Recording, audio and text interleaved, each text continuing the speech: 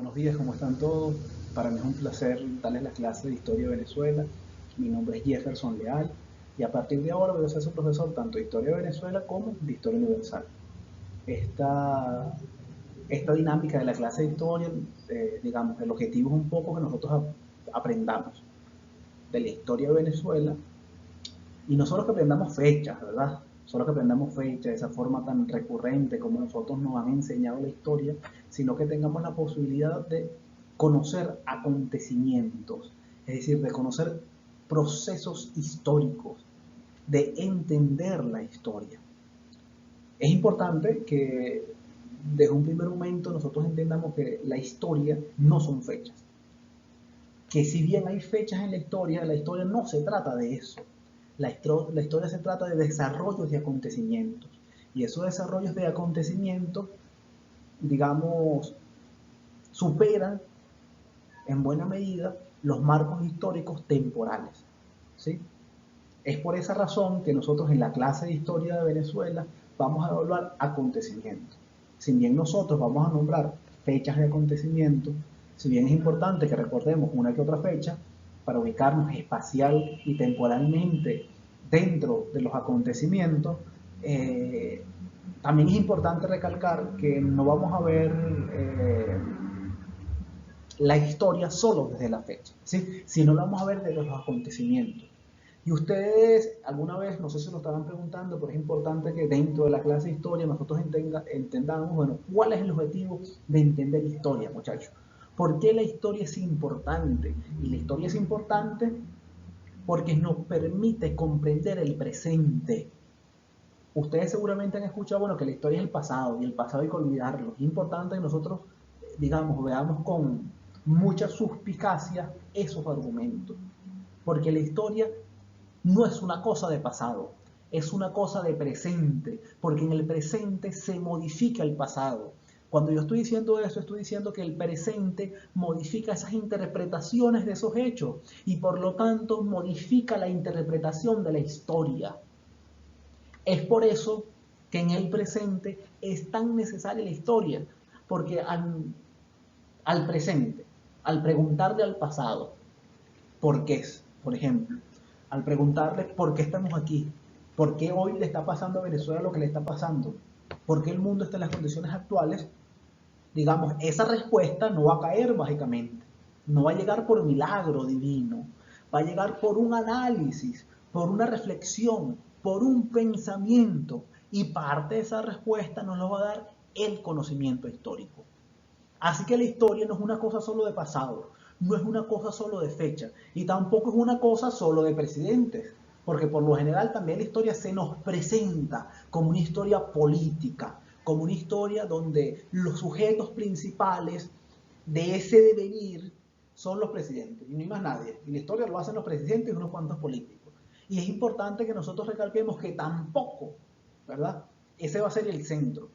¿Sí? No va a ser el centro. Es importante que veamos que la historia es, digamos, la historia constantemente se está moviendo porque hay una serie de individuos, de sujetos históricos que están metidos allí, ¿sí? Y que van dándole a la historia de la humanidad, a la historia de nuestro país, determinado curso.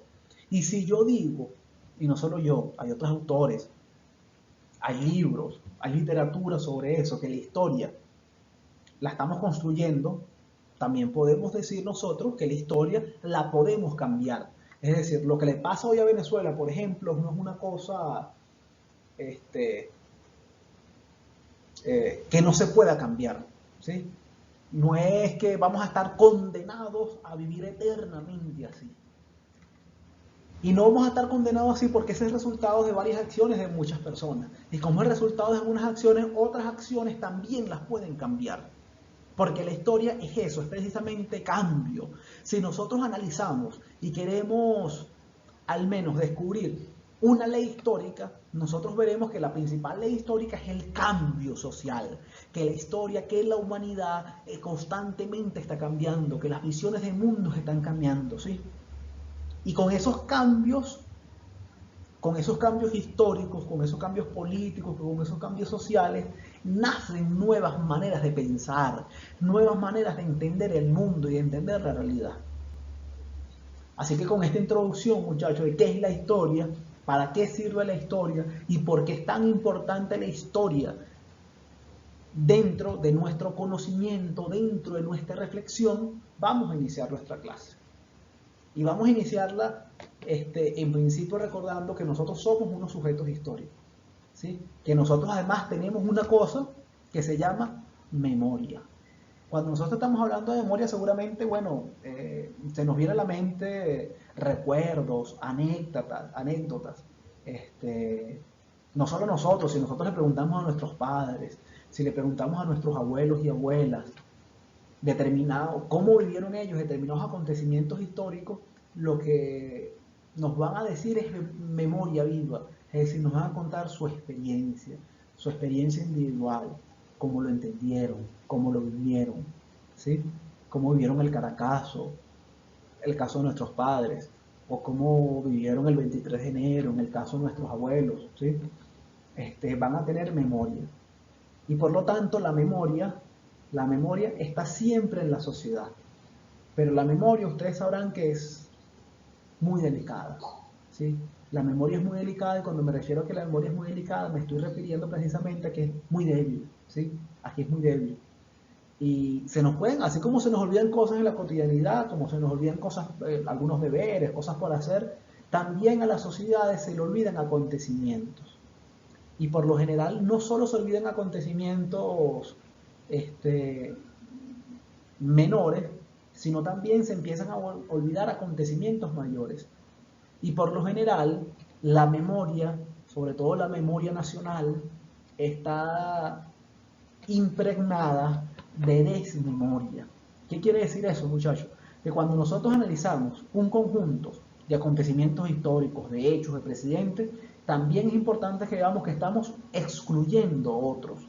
Y cuando excluimos otros acontecimientos, otros sujetos, también estamos excluyendo otras verdades, otras visiones, ¿sí?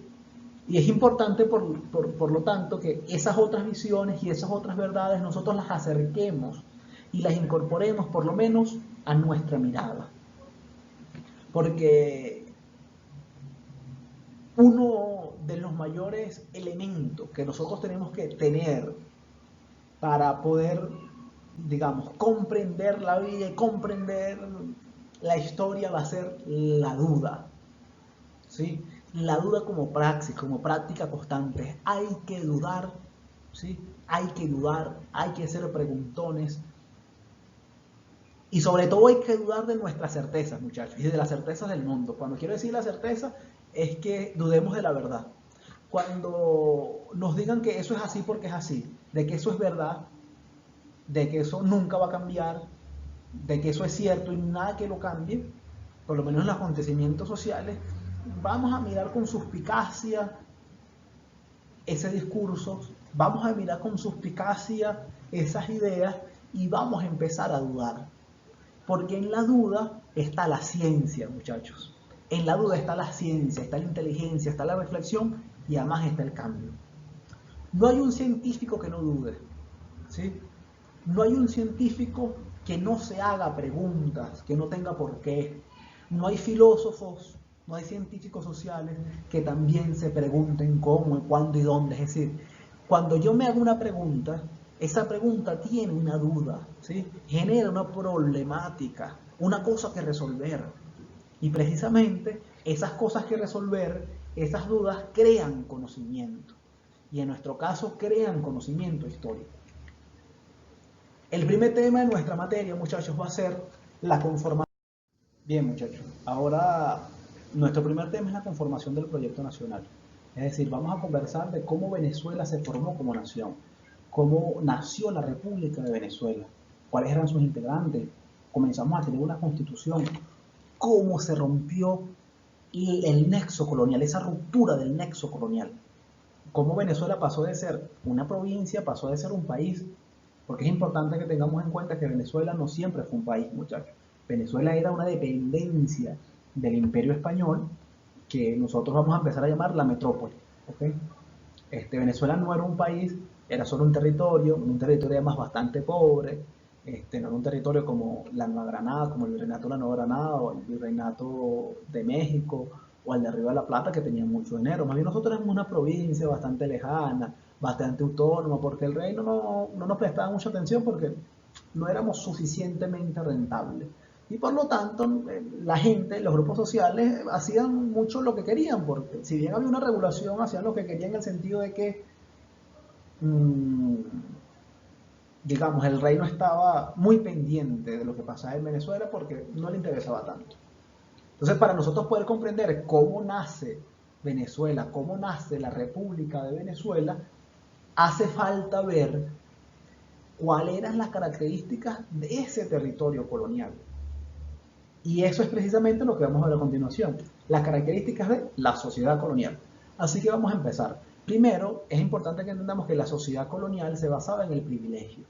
Y ese privilegio era un privilegio además hereditario. Cuando estoy hablando de privilegio me estoy refiriendo como a ciertos derechos.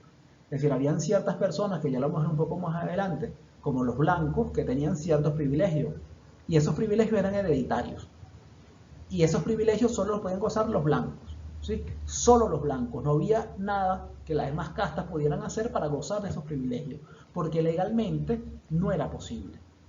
La otra característica de la sociedad colonial es que es una sociedad estamental. Aquí tenemos una sociedad estamental, por lo tanto, que se basa en la división de castas.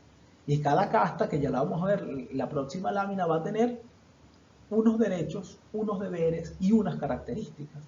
Pero también es una sociedad que se basa en el honor, ¿sí? Que es ese honor que tiene que ver mucho con el honor medieval. Lo segundo es que había un monopolio de los oficios por parte de las clases superiores. ¿Qué quiere decir eso? Que habían ciertos oficios para cada sector social, pero los oficios, digamos, que tenían mayor remuneración económica, mayor prestigio, solo eran de los blancos, porque los blancos además decidían cuáles eran los oficios que iban a tener, por lo menos hasta cierto punto. Y lo otro que tiene el punto 5 es la desigualdad ante la ley, con normas específicas para cada estrato. Es decir, había una ley diferencial, no había una ley igualitaria. La sociedad piramidal. Es importante que nosotros entendamos que la sociedad colonial era una sociedad basada en la desigualdad, ¿sí? Basada en la jerarquización. Y es una sociedad que estaba dividida por estratos sociales, por estamentos, ¿sí? La primera casta, que es la casta de los blancos, que está aquí, en la pirámide, ¿okay? Que está en esto que nosotros vamos a conversar como la pirámide. Dentro de la cima de la pirámide, aquí se van a encontrar los blancos peninsulares, los blancos criollos y los blancos de orilla. Es decir, iba a ser el grupo que tenía el poder. Y además este grupo que tenía el poder siempre tenía el poder porque no había nada que las otras castas legalmente pudieran hacer. Así que el grupo que estaba dentro de la cúspide eran blancos, porque también en una sociedad, digamos, con una división racial, ¿sí? Hay una fundación de una idea de raza dentro de esta sociedad. Por lo tanto, eran los blancos que tenían el poder y los demás que no eran blancos, que no podían demostrar al menos que eran blancos, eran personas de segunda categoría. Y esta división era así porque era una división para dominar. Es decir, los blancos se crearon, digamos, la idea de que ellos eran superiores y que los pardos, los indios y los negros eran inferiores para poder dominar. Así que dentro de los blancos no eran, digamos, un grupo social unificado. Era un grupo social con divisiones. Los primeros que estaban en la cúspide de la cúspide eran los blancos peninsulares. Es decir, eran los españoles que eran enviados por la corona española a cumplir funciones gubernamentales en Venezuela. Es decir, eran aquellos blancos con dinero y con prestigio que se venían a Venezuela a tener ciertos cargos públicos. Y estos tenían el poder político en Venezuela, por lo menos el poder de la Capitanía General de Venezuela. Era como la gobernación. El segundo estrato, muy poderoso, se llaman blancos criollos, es decir, eran los blancos que habían nacido en Venezuela y que descendían además de los primeros conquistadores, de esas primeras, digamos, oleadas que llegaron con Colón en 1520, después en 1530, hasta en 1600, cuando en Venezuela, digamos, se empieza ya a asentar una población. Porque antes de eso, no sé, digamos, la resistencia por parte de los indígenas fue bastante fuerte, superior a otras latitudes de América. Estos blancos criollos eran los terratenientes, eran los que tenían el poder económico y el poder además del cabildo, que era una especie de asamblea regional, donde se tomaban decisiones, donde había un juzgado, etc. Los blancos criollos tenían ese poder. No podían llegar a ser como los blancos peninsulares, pero sí tenían un poder importante y relevante. Y los últimos eran los blancos de orilla, que eran los blancos, digamos, que venían de las Islas Canarias. Eran blancos de menor categoría y por lo general tenían unos empleos también de menor categoría. Así que nosotros tenemos que, dentro del grupo social dominante, había una división. Habían tres grupos. Ahora, el segundo grupo, que es el grupo que nosotros vamos a llamar, que es el grupo más numeroso, son los pardos, que van a estar aquí en el medio. ¿Sí? No son ni indios ni negros, pero tampoco son blancos. ¿Qué es un pardo, muchachos? Un pardo es una persona que no es blanco ni negra, que no puede, digamos, demostrar su limpieza de sangre, que tiene algún ascendente negro, indio, o sea, que no es puramente blanco, entienda bien, entre comillas. Para esa sociedad eso era muy importante. Los pardos eran la mayoría de la sociedad. No solamente eran personas morenas, también eran los blancos, los negros liberados, varios indios, o digamos aquellas personas que nacían de una relación extramatrimonial entre un blanco y entre un blanco y pudiera ser, ¿por qué no?, como un indio. Esas personas eran libres y tenían ciertos oficios y algunos tenían gran cantidad de dinero, pero no podían acceder a los privilegios que tenían los blancos peninsulares, ni los blancos criollos, incluso ni los blancos orillos. Luego tenemos a los indios, ¿sí?, que ellos vivían por lo general en un territorio particular que la corona le designó para que sembraran y ejercieran sus leyes. Por lo general una población bastante chiquita, porque bueno, la mayoría murió en el proceso de la invasión y todo lo que conllevó los procesos de la invasión a partir de 1492. Y por último vamos a tener a los negros. Los negros estaban aquí en la última base de la sociedad y casi no tenían derecho a nada, no tenían ningún privilegio, ¿sí?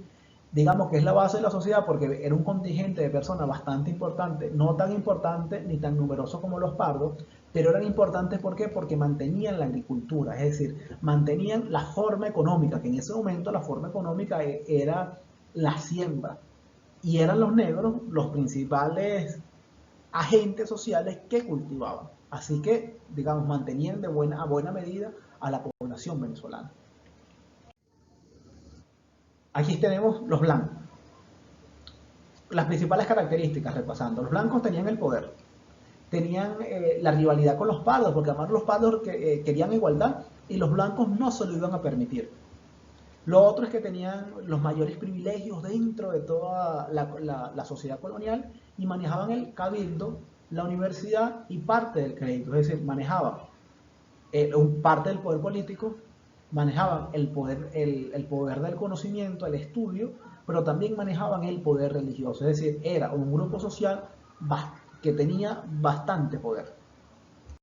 Luego nosotros pasamos que dentro de la sociedad colonial había un elemento de especial relevancia que se llama la limpieza de sangre. ¿Qué es la limpieza de sangre, muchachos? La limpieza de sangre tiene que ver con que, sobre todo era muy importante para los blancos y para algunos pardos, la limpieza de sangre significa descender exclusivamente de cristianos y no tener sangres moros, judíos, herejes o penitenciados por la Inquisición. ¿Qué quiere decir eso? Que una persona con sangre limpia era un blanco que siempre descendió de europeos cristianos y no tiene en su línea genealógica, es decir, no tiene ningún abuelo, ni tatarabuelo, ni tatarabuelo que sea negro, indio, judío o moro. Es decir, ese es un blanco puro, que son los blancos que pueden, por tanto, obtener el poder. ¿Ok? Estos blancos, para la sociedad era muy importante, muchachos, sobre todo para la sociedad de los blancos era muy importante demostrar su limpieza de sangre, para demostrar que no eran pardos, ¿sí? O sea, que no eran personas impuras, que no eran de personas de segunda categoría. Incluso en la colonia se llegaron a partir de 1795, el rey de España promulgó una ley que se llama las gracias al sacar, que le permitía a los pardos, a esta gente morena, esta gente de segunda categoría, tener ciertos privilegios, como llamarse don, por ejemplo, que hasta ese momento solo los dones eran personas de los grupos blancos criollos, y etcétera, o podían tener un título de marqués, o podían por lo menos quitarse el título de pardos, ¿sí? Que era un título con bastante peso y bastante prestigio en la sociedad colonial. Hay un caso de las hermanas Bejarana, que es un caso importante, que bueno, que estas hermanas eran pardas, que tenían mucho dinero, pero no podían tener los privilegios. Un privilegio, por ejemplo, era llevar el manto a la iglesia. Solo las mujeres criollas, ¿sí?, que tenían su limpieza de sangre demostradas podían tener un manto, que es una especie de velo, para entrar a la iglesia, y se podían sentar delante de eso. Por eso también a los blancos criollos se les conoce como mantuanos, porque tenían ese privilegio. Las hermanas bejaranas llegaron una vez a la iglesia, se pusieron su manto y se sentaron delante, y eso generó un escándalo. Todos los blancos criollos se fueron de cómo esa gente parda se le iba a ocurrir igualarse ante los blancos, ¿sí? Y las hermanas hicieron esto, bueno, precisamente porque había una ley que se llamaba la ley de las gracias al sacar, que le permitía comprar esa pureza de sangre. Los blancos criollos, bueno, siempre se opusieron a esta ley porque le quitaban privilegios. Y en el cabildo decidieron acatarla, pero no cumplirla. Es decir, no le iban a hacer caso, no importaba lo que decía el rey. Pese a que el rey, digamos, en esas oportunidades dio como, digamos, la guía del rey era que se cumpliera y que se acatara la norma. Pero los blancos aquí no lo hicieron. No lo hicieron porque iban a perder privilegio por parte de este grupo que tenemos acá, que se van a llamar los pardos.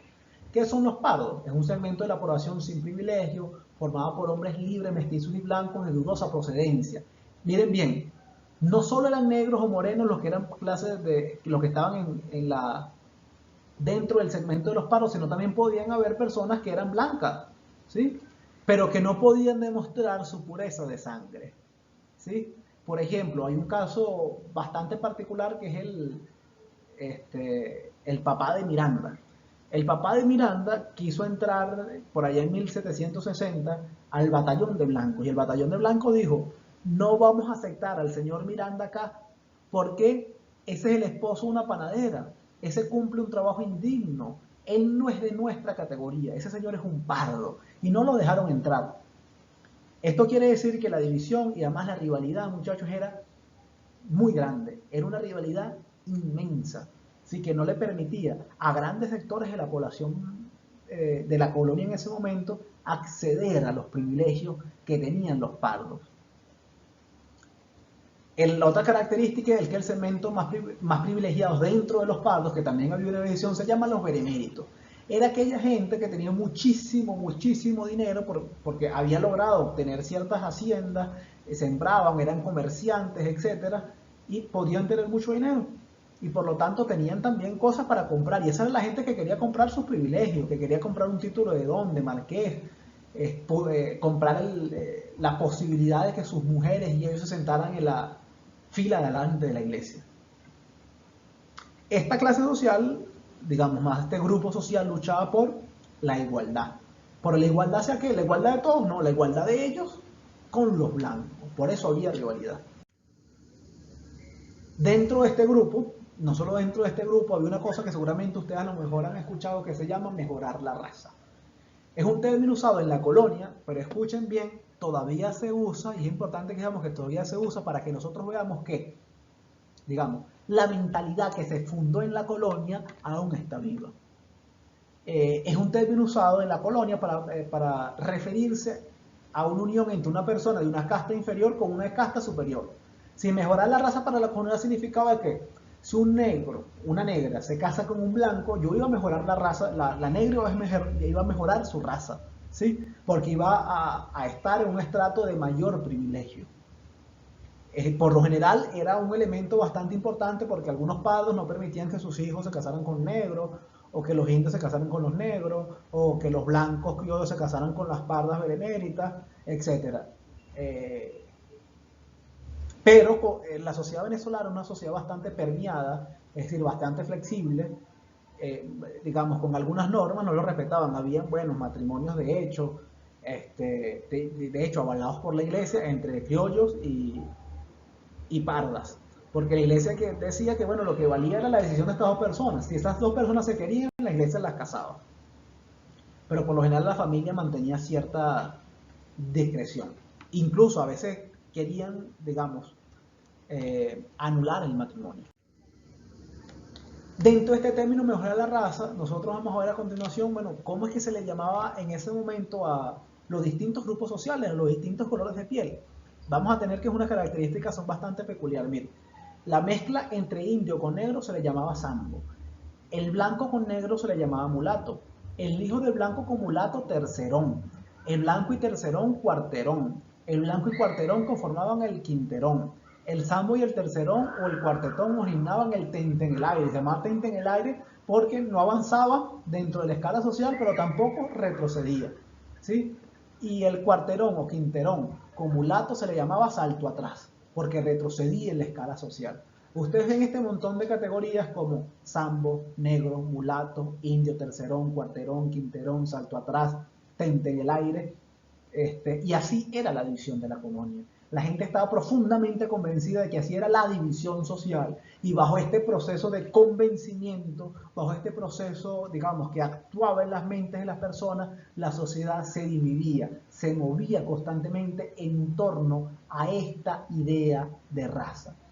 Es una idea falsa, como lo demuestra nuestra contemporaneidad, que la sociedad no se divide en razas, pero en este momento era algo, digamos, con mucho peso. Así que vamos a pasar rápidamente a la última lámina, que es la lámina de otro grupo social, que son los negros, que es el segmento más bajo dentro de la pirámide social. Ellos estaban encargados de la producción agrícola, el motor de la economía, y podían quedarse en libertad de diversas formas. Por ejemplo, el amo podía darle libertad al negro.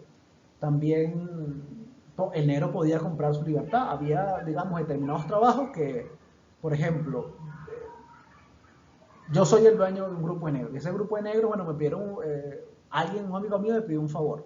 Y ese grupo de negros fue a arreglar por allá el techo de una casa. Y el amigo mío le pagó a los negros. Yo tenía dos opciones, le pedía eso, que le habían pagado porque me pertenecía, o se lo dejaba a ellos para que estuvieran reuniendo para comprar su libertad. Los negros podían comprar su libertad. Es por eso que dentro del grupo de los paros también habían negros que habían comprado su libertad o su dueño se la había regalado.